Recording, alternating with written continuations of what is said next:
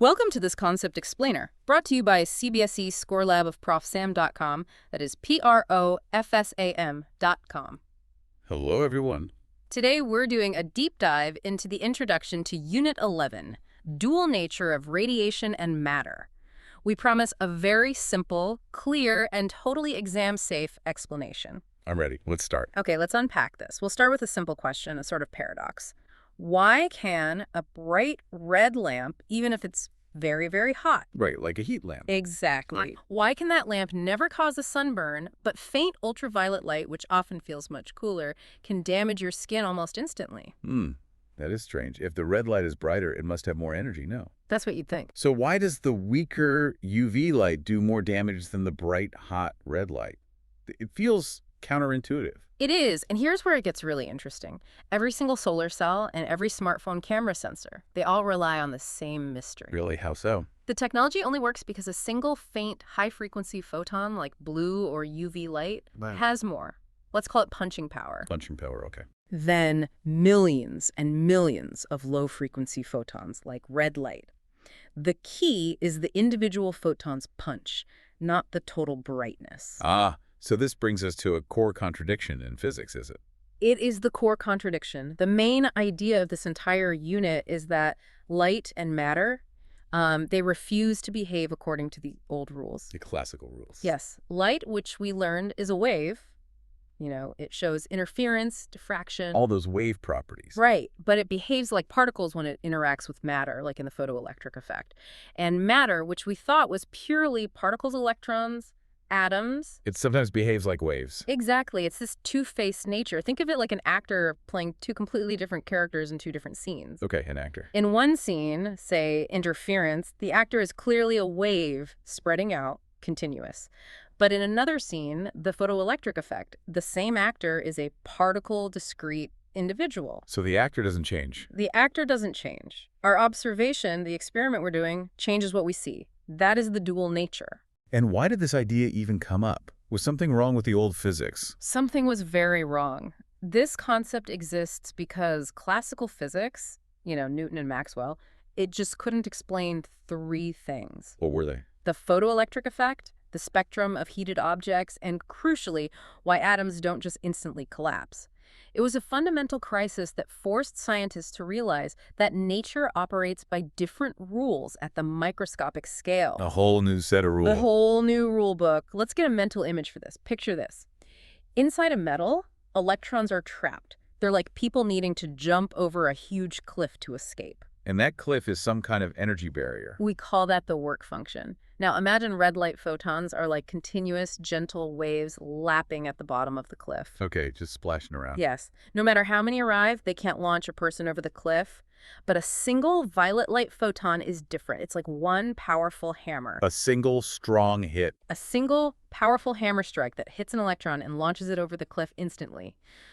Only the energy of that single strike matters, not the total number of weak strikes. So you're saying that the energy of light depends only on its color, its frequency, and not on how bright it is. Exactly right. That single individual photon's energy is the key. In the quantum realm, quality, which is frequency, trumps quantity, which is brightness or intensity. Quality over quantity, I get it. Now, to connect this to exam language, let us define that energy barrier. Will you please read the insert definition of the work function for us? Yes, of course. It says, a certain minimum amount of energy is required to be given to an electron to pull it out from the surface of the metal. This minimum energy required by an electron to escape from the metal surface is called the work function of the metal. It is generally denoted by phi naught and measured in EV, electron volt. Thank you. That symbol, phi naught, is the height of our cliff. Okay, so let's unpack this using the photon concept. Let's go step by step to see how this broke the classical wave theory. First, classical wave theory said energy transfer is continuous and depends on brightness. So it predicted any light should work if you just wait long enough. But experiments showed that's not true. Correct. That's step 2. Experiments showed kinetic energy of the electrons depends only on the color, the frequency. And there is a minimum frequency needed, a threshold. A cutoff point. A cutoff, exactly. So step 3, Einstein proposed that light consists of these discrete energy packets called photons, and the energy of one photon is E equals h nu. H is Planck's constant. The famous The equation. most famous one, yes. And fourth, the photoelectric effect happens when one photon gives all its energy to one electron in one go. The electron escapes instantly, but only if h nu is greater than or equal to phi naught. One photon, one electron. A single transaction. A single quantum transaction. We must remember this didn't come out of nowhere. The ground was prepared by historical breakthroughs. Like what? Well, the discovery of X-rays by Röntgen in 1895, and then the electron by J.J. Thomson in 1897. Thomson confirmed that cathode rays were actually streams of these fast-moving negative particles, the electrons. So people already knew about electrons as particles. Yes. So these investigations were vital milestones. Hope everything is clear so far. This concept explainer is from ProfSam.com. That is ProfSam.com. Let's continue. Let's quickly see the math behind why color matters so much.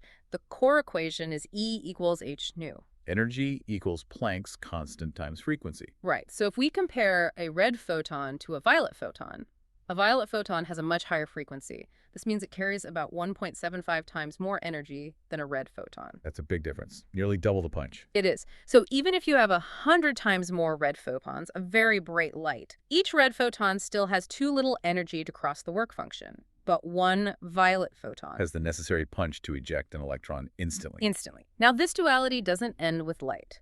The next crucial step is realizing that matter, things like electrons, also has a wave nature. This is the de Broglie hypothesis. Yes, lambda equals h by p. This idea naturally explained why electrons don't spiral into the nucleus. They exist as stable standing waves around the atom, which confirmed Bohr's quantization condition. We'll explore that later. Okay. Now, let's target the silent killers, the concepts that lose marks. Wrong via number one. Students often think the kinetic energy of the ejected electron increases with light intensity. Wait, if the light is brighter, shouldn't the electron be faster? That seems logical. It's the classical mistake. The correct idea is this. Maximum kinetic energy is determined only by the photon frequency. The equation is Ke max equals h nu minus phi naught. So intensity is not in the equation at all. Not at all. Intensity determines the number of electrons, the photocurrent, not their speed. Remember this hook. Frequency is the gate, intensity is the flow. Frequency is the gate, intensity is the flow. Got it. Silent killer number two. Thinking that light has either wave nature or R particle nature, that it switches between them. This implies a choice. And it's not a choice. It's not a choice. The reality is that light always possesses both properties intrinsically. Different experiments just reveal different complementary aspects. The key phrase is complementarity, not choice. So both are always true at the same time. Always. Okay, final silent killer. If matter has a wave nature, why doesn't a cricket ball show interference patterns when it flies through the air? Because it's too big and heavy. Its momentum is too large. That's the right track. Matter waves exist for all objects, yes, but the de Broglie wavelength for a cricket ball is tiny, around 10 to the power of minus 34 meters. Impossibly small to measure. Exactly. Wave effects are only significant when the wavelength is comparable to the size of the system, like for an electron, which is around 10 to the minus 10 meters. Remember the hook. Quantum wins when wavelength matches system size. So the cricket ball's wavelength is there, but it's just too small to observe, so you can just use classical particle physics for it. Precisely. For big objects, the quantum effects are negligible. Okay, that makes sense. Now, to nail these core ideas for the exam, let's use some memory anchors. Remember this mnemonic? E equals h nu for photons. Lambda equals h by p for all particles. Both with Planck's constant h. Yes, the foundation of quantum mechanics, and remember this phrase.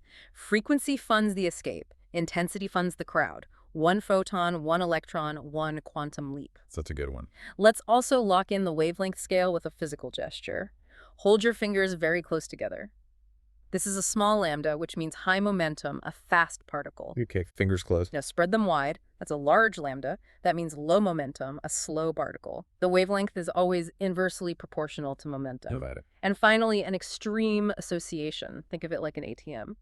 You insert your photon card, a nu, pay the toll, phi naught, and withdraw cash, KE. And if the card value is too low? Transaction denied. And you can't put in 10 weak cards to make one strong one. It's one card, one transaction. Those are the quantum rules. That's a very clear analogy. So, to summarize, here are the 3 non-negotiable factual points you must remember from this introduction. Okay.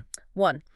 Light is not purely a wave. It consists of discrete energy packets called photons, where E equals h nu, and it also carries momentum, P equals h by lambda. Right. 2. The photoelectric effect happens only if the photon energy, h nu, exceeds the material's work function, phi naught. This establishes a sharp threshold frequency. The cutoff point. Yes. And 3. Wave-particle duality is universal. If light acts as particles, then matter also acts as waves, governed by the de Broglie wavelength, lambda equals h by p. Understood. The 3 main takeaways. Now, to get maximum marks in 12th CBSE physics, chemistry, and maths, visit profsam.com. That is ProfSam, right? Yes, ProfSam.com.